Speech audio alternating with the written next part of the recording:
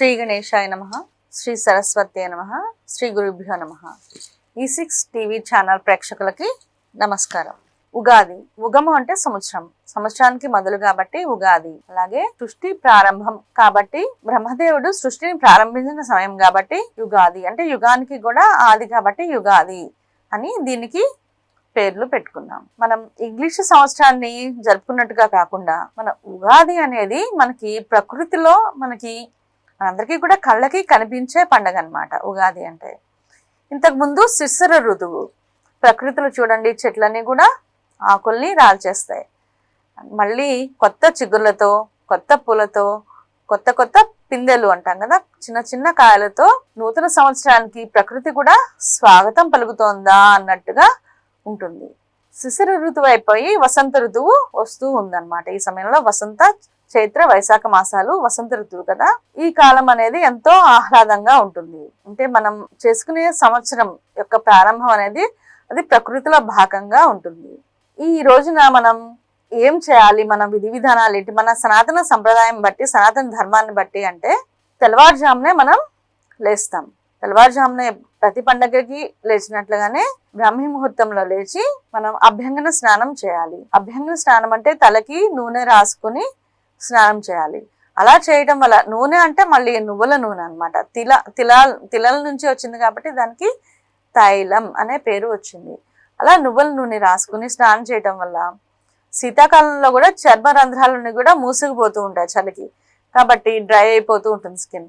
కానీ వేసవి కాలంలో మనకి చాలా వేడి అనేది పెరుగుతూ ఉంటుంది. రాబోయే వేసవి కాలంలో ఆ కాలానికి మన చర్మ రంధ్రాలని ఓపెన్గా ఉంటే కూడా మనకి చాలా క్లీన్ అవుతుంది అనమాట. లోపల నుంచి కూడా ఉన్న వ్యర్థాలని బయటకు వెళ్ళాం. కాబట్టి చర్మం శుభ్రంగా ఉండాలి అంటే నూనె రాసుకుని నలుగు పిండి పెట్టి స్నానం చేయాలి. దానివల్ల లక్ష్మీప్రదం అని చెప్తారు.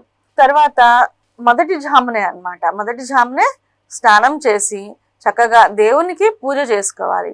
ఒక్కొక్క పండుగ రోజు మనం ఒక్కొక్క దేవుణ్ణి పూజ చేస్తూ ఉంటాం. కానీ ఉగాది రోజు ఎవరిని పూజ చేయాలి అంటే కాల పురుషుణ్ణి పూజ చేయాలి అని చెప్తారు. ఎవరు అంటే కాలహ కలయతామ్యహం అని విష్ణుమూర్తి చెప్తాడు. అంటే కాలస్వరూపుడు ఎవరు అంటే విష్ణుమూర్తి. కాబట్టి విష్ణుమూర్తిని పూజ చేయాలి.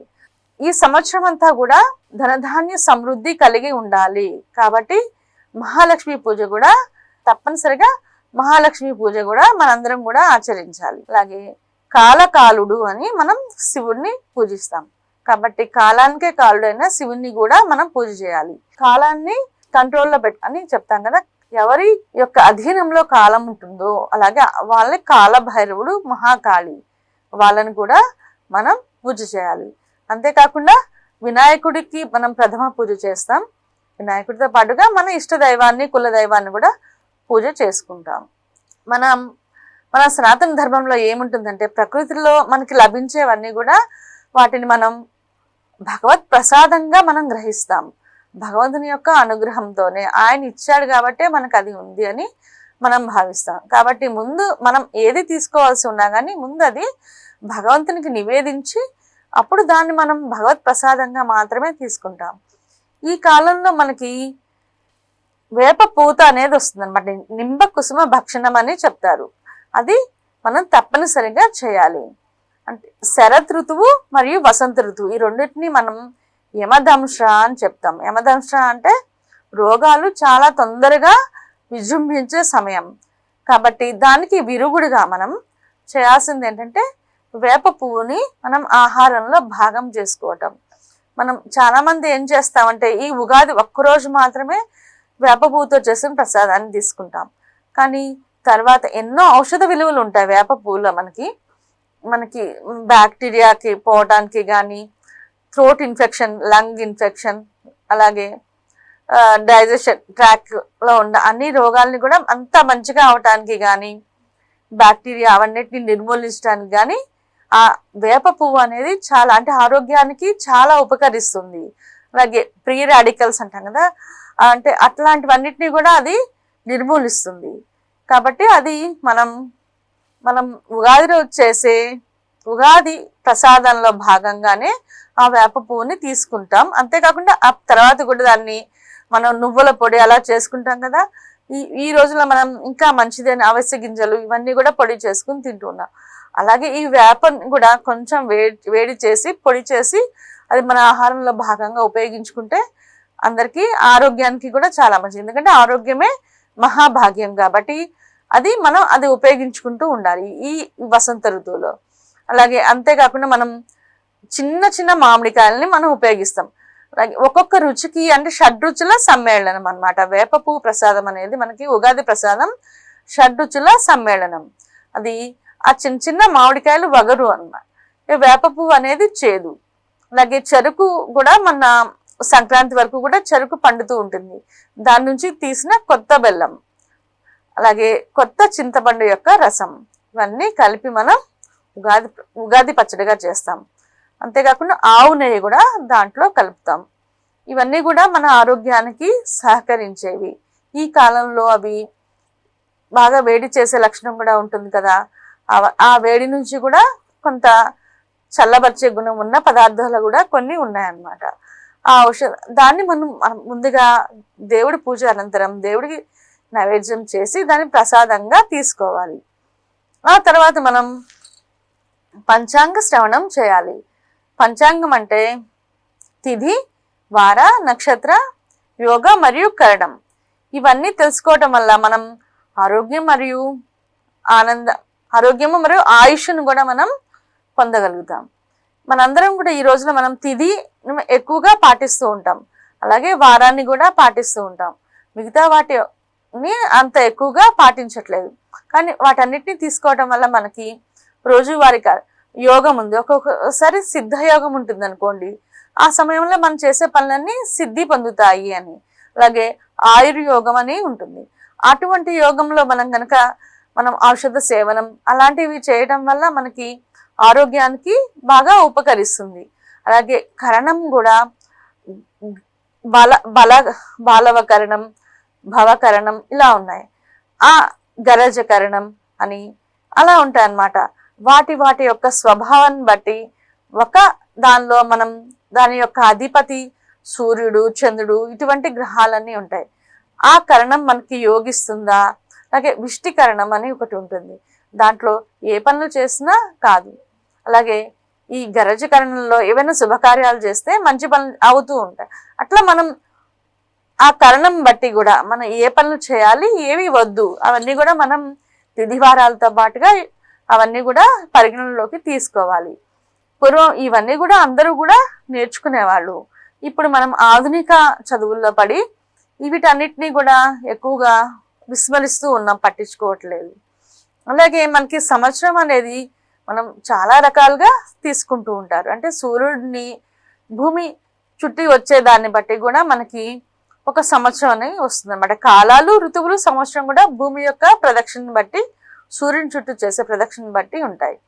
అలాగే చంద్రుడు కూడా భూమి చుట్టూ ప్రదక్షిణ చేస్తూ ఉంటాడు కదా, దాన్ని బట్టి వచ్చేది కూడా తిథులు అనేది కూడా వస్తూ ఉంటాయి. తిథులు మరియు నక్షత్రాలు కూడా వస్తాయి. అంటే మనకి చుట్టూ ఉన్న 360 డిగ్రీల్లో ఆ రోజుకి ఏ నక్షత్రం యొక్క శక్తి చంద్రుడి ద్వారా భూమిని చేరుతుందో ఆ రోజు ఆ నక్షత్రం ఉంది అని మనం నిర్ణయిస్తాం అన్నమాట. అలా వీటన్నిటిని మనం గ్రహిస్తూ ఈ సిద్ధాంతకర్తలందరూ కూడా ఎప్పుడెప్పుడు ఏమి వస్తాయి, మనకి ఏ కార్తీ ఉంది, ఎప్పుడు గ్రహణాలు వస్తాయి, ఇవన్నీ కూడా సామాన్య ప్రజలందరికీ కూడా అర్థమయ్యేట్టుగా ఈ పంచాంగంలో ఉగాది రోజున చెప్తూ ఉంటారు. దాన్ని బట్టి సామాన్యులందరూ కూడా ఒక 1 year ప్లాన్ అంటాం కదండి, అట్లా ప్లాన్ చేసుకుంటారు అనమాట. ఈ రోజునే విని గ్రహణాలు ఎప్పుడు వస్తాయి, ఈ పూర్వకాలం గ్రహణాలు వచ్చే సమయంలో దగ్గరలో ఏమైనా నది ఉంటే, లేకపోతే దూరంగా ఉన్న పుణ్యక్షేత్రానికి, కాశీ, ప్రయాగ అటువంటి క్షేత్రానికి వెళ్ళి అక్కడికి వెళ్ళి స్నానం చేసి జపాలు చేసుకోవడానికి కూడా కొంతమంది అలా ప్లాన్ చేసుకునేవాళ్ళు అనమాట. ఇప్పుడులాగా మనం ఒక గంటలో వెళ్ళి వచ్చే సమయం కాదు అప్పుడు, కాబట్టి అలా ఉండేవాళ్ళు. పోతనామాచుడు కూడా మనకి తెలుసు కదా, ఒక గ్రహణ సమయంలో ఆయన భద్రాచలం దగ్గర ఉన్న గోదావరిలో స్నానం చేస్తున్న సమయంలోనే ఆయనకి శ్రీరామచంద్రుని దర్శనం అయిందనమాట. ఆయన చెప్పాడు, నువ్వు భాగవతం రాయి అని చెప్పేసి. కాబట్టి అట్లా మనం ప్రతి ఒక్కళ్ళం కూడా ఈ పంచాంగ శ్రవణం ఈ రోజు అంటే సంవత్సరం మొదటి రోజు కాబట్టి ఈ రోజు వినటం ద్వారా ఆ సంవత్సరాన్ని ఎలా ప్లాన్ చేసుకోవాలనేది ప్రతి ఒక్కళ్ళు కూడా వీలుగా ఉంటుంది. అలాగే కర్తరి అనేది ఉంటుంది. కర్తరి ఉన్నప్పుడు సూర్యుడు కృత్తికా నక్షత్రంలో ఉన్న సమయంలో కర్తరి అని అంటాం. ఆ సమయంలో ఎవరు కూడా గృహానికి సంబంధించిన పనులు ఏమీ చేయరాదు అనేది శాస్త్రం చెప్తూ ఉంటుంది. ఎందుకంటే అప్పుడు ఎండలు బాగా ఉంటాయి, బాగా వేడి ఎక్కువ ఉంటుంది అనమాట. ఆ సమయంలో తగినన్ని నీళ్లు ఉండవు, ఏదైనా అగ్ని ప్రమాదాలు జరిగినా కూడా చాలా ఇబ్బందికర పరిస్థితులు ఉంటాయి. కాబట్టి ఆ సమయంలో గృహానికి సంబంధించిన పనులు చేయవద్దు అని చెప్తారు. అలాగే మూఢమి అని అంటాం. సూర్యుడు మరియు గురుడు ఈ రెండు కూడా మనకి ఎంతో శుభాన్ని అందించే గ్రహాలు. ఆ రెండు గ్రహాలు కూడా సూర్యునికి దగ్గరగా ఉన్నప్పుడు, శుక్రుడు మరియు గురుడు ఈ రెండు గ్రహాలు సూర్యునికి మనకి దగ్గరగా ఉన్నప్పుడు వాటి యొక్క శుభాన్ని ఇచ్చే శక్తిని కోల్పోతాయి. అంటే సూర్యుని ముందు మనం దివిటి పెట్టామంటాం కదా, అది ఎలా ఉంటుంది, దాని శక్తి అది వెలుతురు ఇవ్వలేదు. అలాగే మిగతా గ్రహాలు కూడా వాటి శక్తిని కోల్పోతాయి అన్నమాట. అటువంటి సందర్భంలో కూడా శుభకార్యాలు చేయొద్దు అని చెప్తారు. అట్లా మూఢమని అది వదిలివేసుకుని ఏదైనా వివాహాది కార్యాలు చేయదలుచుకున్న వాళ్ళు ఆ విధంగా ప్లాన్ చేసుకుంటూ ఉంటారు. అలాగే వ్యవసాయదారులు ఉన్నారనుకోండి, రాజు అధినాయకుల అప్పుడు ఆ సంవత్సరానికి నాయకుడు ఎవరు, మంత్రి ఎవరు, సస్యాధిపతి ఎవరు, వీటన్నింటి బట్టి ఏది వేస్తే ఎక్కువ పండుతుంది, దేని యొక్క ధర ఎక్కువ వస్తుంది, ఏది వేస్తే ఎక్కువ లాభం వస్తుంది, ఇవన్నీ గ్రహిస్తారు. అలాగే ఏ కార్తీ అంటే సూర్యుడు నక్షత్రంలో ఉండే సమయం మనం కార్తీగా తీసుకుంటాం. ఏ కార్తీలో ఏ పంట వేస్తే ఎక్కువ ఫలితం వస్తుంది అవన్నీ కూడా పంచాంగకర్తలు వాళ్ళకి వివరించి చెప్తారు. అలాగే ఇంకా ఈ రోజుల్లో అంటే మనం విదేశీ వ్యవహారాలు ఇవన్నీ కూడా విదేశాలకు ఎవరైనా వెళ్ళే వాళ్ళు ఉన్నా కూడా అవన్నీ కూడా ఈ పంచాంగకర్తల ద్వారా తెలుసుకుంటున్నాం. అదే కాకుండా వ్యక్తిగత జాతకంలో కూడా మనకి గోచార ఫలితాలు అని అంటాం అనమాట. మన సంవత్సరంలో ఎప్పుడైనా చెప్పేది ఏంటంటే గోచార ఫలితాన్ని మనం చెప్తూ ఉంటాం. ముఖ్యంగా శని, గురుడు మరియు రాహుకేతువులు వీళ్ళని బట్టి మనం గోచార ఫలితాలు చెప్తూ ఉంటాం. గురుడు కోణాల్లో ఉంటే 1, 5, 9 ఈ ప్రదేశాల్లో ఉంటే కనుక మనకి మంచి ఫలితాలు ఇస్తాడు. అలాగే ఏళ్ళనాటి శని ఉంటే ఎటువంటి జాగ్రత్తలు తీసుకోవాలి, వాళ్ళు ఎటువంటి దానాలు చేయాలి, ఎలా దేవుణ్ణి పూజ చేయాలి, శివుణ్ణి శివాలయానికి వెళ్ళి ప్రదక్షిణలు చేయడం, నవగ్రహాలయాలకు ప్రదక్షిణాలు చేయడం, ఇవన్నీ కూడా ఉంటాయన్నమాట. అలాగే రాహు లగ్నంలో ఉన్నప్పుడు వాళ్ళకి ఎక్కువ అంటే మన రాహు చూడండి సూర్యుడి దగ్గరికి వచ్చినప్పుడు సూర్యునికే గ్రహణం పట్టింది అని అంటాం. అలాగే మన నక్షత్రం మీదకి రాహు వచ్చినప్పుడు కానీ కేతు వచ్చినప్పుడు కానీ కూడా మన బుద్ధిలో కూడా అట్లా గ్రహణం పట్టినట్టుగా ఉంటుందన్నమాట. మనుషులు డల్గా ఉండటం, అలాగే కేతువు వాళ్ళ నక్షత్రం దగ్గరలో ఉన్నప్పుడు వాళ్ళకి ఎక్కువ చాలా నిరాశ నిస్పృహలతో ఆత్మహత్య ఆలోచనలు రావడం అట్లాంటివి జరుగుతూ ఉంటాయి. ఇలాంటివన్నీ వాళ్ళు గమనించి ఈ సమయంలో మీకు కొంచెం నిస్పృహ నిరాశలో ఉంటారు, మీరు గణపతిని పూజ చేసుకోండి, మీరు కేతువుకి ఉలవలు దానం ఇచ్చుకోండి, ఇట్లా చెప్తారనమాట. అవన్నీ కూడా మనం గమనించుకొని అంటే జ్యోతిషం అనేది మనకి ఒక దిక్సూచిలాగా, మీరు ఇటు వెళ్తే ఎలా ఉంటుంది, ఈ మార్గంలో వెళ్తే ఎలా ఉంటుంది, ఏం చేస్తే ఎటువంటి ఫలితాలు వస్తాయి, ఏ క్షణానికి ఎలాంటి ఫలితాలు, ఎలా జాగ్రత్తగా ఉండాలి, ఇవన్నీ చెప్తూ ఉంటుంది. ఇవన్నీ కూడా మనకి ఈ పంచాంగ శ్రవణం వల్ల మనకి తెలుస్తాయి. ఈ పంచాంగ శ్రవణ అనంతరం మనం బ్రహ్మదేవుడి ఆయన బ్రాహ్మణముఖంగా మనం పంచాంగం విన్నప్పుడు ఆయనే బ్రహ్మదేవుడిగా భావించి ఆయనకి మనం తాంబూలము నూతన వస్త్రాలు ఇచ్చి సత్కరించి నమస్కారం చేసుకుంటాం. తర్వాత వీలైన వాళ్ళు ఉదయమే దేవాలయానికి కూడా వెళ్ళేసి దర్శనం చేసుకుని ఇష్టదైవాన్ని దర్శనం చేసుకుని రావచ్చు. అలాగే దానాలు విషయంలో కూడా అన్నదానము చెప్పబడింది.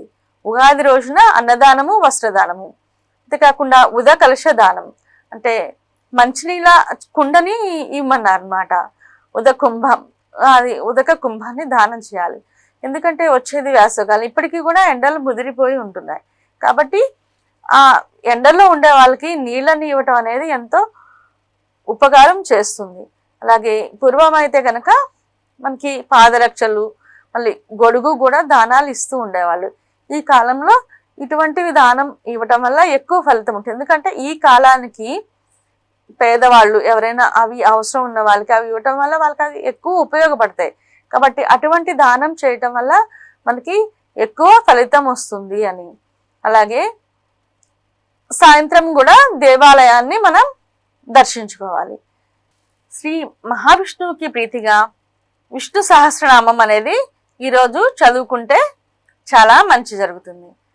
అలాగే శివునికి ప్రీతిగా అభిషేకం, రుద్రం, నమ్మకం, చమకం చేసుకుంటాం కదా, అలా చేయటం వల్ల కూడా ఉగాది రోజున చాలా మంచి జరుగుతుంది. ఈరోజు మనం చేసిన పని ఈ సంవత్సరానికి అంతా కూడా అది వర్తిస్తుంది. చాలామంది ఎందుకంటే ఒక గింజలోనే ఆ చెట్టు మొత్తం దాగి ఉన్నట్లుగా ఈ సంవత్సరం మొత్తం యొక్క ప్రారంభం అనేది ఉగాదితో అవుతుంది. కాబట్టి ఈ రోజున ఎలా ఉంటుందో సంవత్సరం అంతా అలాగే ఉంటుంది అని చాలామంది అనుకుంటూ ఉంటారు. కాబట్టి ఈ రోజంతా కూడా సుఖ సంతోషాలతో గడపాలని అందరూ కూడా భావిస్తూ ఉంటారు. కానీ ఏదైనా అనుకోని అవాంతరం వచ్చినా, ఎవరికైనా ఏదైనా చిన్న సమస్య వచ్చినా కూడా వాళ్ళు చాలా భయపడుతూ ఉంటారన్నమాట. అరే ఈ సంవత్సరం ఈ ఉగాది రోజు మనకి ఇలా జరిగింది, అయ్యో సంవత్సరం అంతా ఇంకా బాగుండదేమో అని వాళ్ళు చాలా భయపడుతూ ఉంటారు. కానీ అటువంటి భయాలేమీ చెందవలసిన అవసరం లేదన్నమాట. ఎందుకంటే అన్నిటికీ అన్నా మించిన శక్తి సంపన్నుడు ఎవరు అంటే భగవంతుడు. కాబట్టి మనకి ఏదైనా ఆపద వచ్చినప్పుడు ఆయన్ని ఎక్కువగా మనం సేవించడం వల్ల మనకి ఎక్కువ జరగాల్సిన చెడు అనేది కొంచెంలో పోయేట్టుగా చేస్తాడు. కాబట్టి ఈ సంవత్సరంలో అంతా జరగాల్సిన చెడుని ఈరోజే కొద్దిగా జరిగేట్ చేసి మనకున్న దోషాన్ని, లోపాన్ని కూడా తీసేశాడు అని మనం భావించాలి. ఈ ఉగాదితోనే మనకి వసంత నవరాత్రులు అనేవి మొదలవుతాయి అన్నమాట. వసంత నవరాత్రులు అనేది ఎంతో ఆహ్లాదకరమైన నవరాత్రులు. అలాగే రాముడు, శ్రీరామచంద్రుడు ఈ చైత్రమాసము నవమి నాడునే జన్మించాడు. ఆ శ్రీరామచంద్రుని కళ్యాణం అనేది కూడా ఈ రోజు వరకు కూడా మనందరం కూడా జరుపుకుంటూ ఉంటాం. అలాగే అదే రోజున పార్వతీదేవి జన్మించింది అని అంటారు. కాబట్టి ఆ రోజున కూడా లలితాదేవిని పూజించే ఆచారం ఉంది. ఈ 9 రోజులను కూడా లలితా నవరాత్రులు అనేసి అంటూ ఉంటారు. ఈ 9 రోజులు కూడా ఆశ్వయుజ మాసంలో ఎలా అయితే దసరా నవరాత్రులు చేసి 9 రోజులు మనం అమ్మవారిని పూజించుకుంటాము, అలాగే ఈ 9 రోజులు కూడా చాలా మంది శ్రీ లలితాదేవిని పూజించే వాళ్ళు ఉంటారు. ఈ 9 రోజులు కూడా సాయంత్రం పూట లలితా సహస్రనామం చదువుకుని, అలాగే ఉదయం అష్టోత్తర శతనామాలు చేసుకుని అమ్మవారి ఆరాధన చేస్తే మనం లలితాదేవి యొక్క అనుగ్రహానికి చాలా తొందరగా పాత్రలం అవుతాం. అలాగే రాబోయేది శ్రీరామనవమి కాబట్టి శ్రీరామ రక్షా స్తోత్రం అని ఉంటుంది. రామరక్షా స్తోత్రాన్ని ప్రతిరోజు ఉదయం 11 సార్లు అన్నమాట, రోజుకి 11 సార్లు చొప్పున 11 సార్లు 11 రోజులు చేయాలి. అలా చేయటం వలన మనం అనుకున్న కోరిక అన్నమాట, ఏ కోరిక అనుకుంటే అది నెరవేరుతుంది. శ్రీరాముడు మనకి ప్రతి ఇంట్లో గుడి లేని ఊరైనా ఉండొచ్చు, కానీ రామాలయం లేని ఊరు అనేది మన భారతదేశంలో ఉండదు కదా. కాబట్టి రాబోయే నవరాత్రులకి అంటే శ్రీరామ నవరాత్రులు చేసుకునే వాళ్ళకి కూడా ఇదే ఉగాదితోనే మనం మొదలు పెడతాం. అలాగే నవమి లలితాదేవి యొక్క నవరాత్రులు చేసుకునే వాళ్ళు కూడా ఈ ఉగాదితోనే అది మొదలు పెడతాం. అలాగే చాలా చాలా పూర్వకాలం ఏం చేయాలంటే సాయంత్రమే పందిళ్ళు వేసుకుని ఈ రామాయణం అనేది సాయంత్రం పురాణ కాలక్షేపంగా కూడా ఈ నవరాత్రులు కూడా జరిపిస్తూ ఉండేవాళ్ళు. ఈ కాలంలో అవన్నీ కూడా పోయినాయి. ప్రతి ఒక్కళ్ళు ఎవరి ఇంట్లో వాళ్ళ టీవీలోనే చూడటం అనేది కూడా అలవాటైంది. కానీ ఈ 9 రోజులు కూడా ఉగాదితో మొదలుపెట్టి మనం కూడా శ్రీరామచంద్రుడి ఆరాధన మరియు అలాగే లలితాదేవి ఆరాధన చేస్తే కనుక మనం ఎంతో కావాల్సిన ఫలితాన్ని పొందగలుగుతాం. అలాగే మన పిల్లలకి పెళ్ళిళ్ళు అవ్వాల్సిన వాళ్ళు ఎవరైనా ఉన్నా కానీ అటువంటి వారికి కూడా లలితాదేవి యొక్క మంత్రం ఉంటుందన్నమాట. కామేశబద్ధ మాంగళ్య సూత్ర శోభిత కంధర అని. అది మనం మొదలు పెట్టించి వాళ్ళతో ఆ పూజ చేయిస్తే కనుక లలిత పూజ వాళ్ళకి తొందరగా వివాహం అవుతూ ఉంటుంది. అలాగే చదువు కావలసిన వాళ్ళకి కూడా అమ్మవారి పూజ చేయించి సరస్వతి పూజ ఈ కాలంలో చేసుకోవచ్చు. అలాగే ఈ సంవత్సరం మొత్తానికి కూడా ప్రారంభం కాబట్టి ఈ రోజే మనం ఎలా అయితే మొదలు పెడతామంటే మనం ఇల్లంతా శుభ్రం చేసుకుంటాము. అలాగే మన పాత వస్తువులన్నీ కూడా తీసేసుకుని కొత్త వస్తువులన్నీ కూడా ఇంట్లో పెట్టుకుంటూ ఉంటాం. అంటే పాతవన్నీ తీసేస్తాం. అలాగే మన శరీరాన్ని కూడా ఆరోగ్యంగా ఎలా ఉంచుకోవాలో కూడా చూసుకోవాలి. అలాగే మన మనసుని కూడా, మన మనసులో ఉన్న చెడు అంటే కింద సంవత్సరం జరిగిన చెడు ఉంటుంది కదా, ఏదైనా చెడు సంఘటనలు జరిగినా, మనకి ఎవరి వల్లనైనా కోపం వచ్చినా, బాధ వచ్చినా, అలాగే వాళ్ళ నుంచి మనకి ఏదైనా నష్టం జరిగినా కూడా అటువంటివన్నీ కూడా మన మనసులోంచి కూడా తీసేసుకోవాలి. మనం తీసేసుకుని నూతన సంవత్సరంలో మన కొత్త కొత్త ఆలోచనలతో, అలాగే కొన్ని విషయాల్లో ఎవరైనా ఫెయిల్ అయి ఉండొచ్చు, వాళ్ళ అనుకున్న పని వాళ్ళు సక్రమంగా చేయలేని పరిస్థితులు ఉండవచ్చు అన్నమాట. అటువంటివన్నీ కూడా సరి చేసుకుని మళ్ళీ మనం చూడండి, మన ఆడవాళ్ళకి తెలుస్తుంది, మనం ఉదయమే వంట చేయాలి అంటే ముందుగా పాత్రని ఎలా అయితే శుభ్రం చేసి పెట్టుకుంటామో, అలాగే ప్రతి పండక్కి ఇల్లు అవన్నీ ఎలా శుభ్రం చేసి పెట్టుకుంటామో, అలాగే నూతన సంవత్సరానికి మనం స్వాగతం పలకటానికి మన మనసుని కూడా సిద్ధం చేసి పెట్టుకోవాలన్నమాట. కొత్త కొత్త ప్లాన్స్, దాన్ని ఏమంటారంటే మనం ఈ రోజుల్లో అఫర్మేషన్ అని మనం అంటున్నాం కదా, శుభ సంకల్పాలు తీసుకోవటానికి కూడా ఈ ఉగాది అనేది చాలా అనువుగా ఉంటుందన్నమాట. అట్లాంటి పాతవన్నీ తీసేసి కొత్త సంకల్పాలు పెట్టుకుని దానికి ప్రయత్నం అనేది ఈ కాలంలోనే మనం మొదలు పెట్టుకుని మనం ప్రయత్నం చేస్తే కనుక అది పనులన్నీ కూడా మనం చాలా తొందరగా విజయం సాధించగలుగుతాం.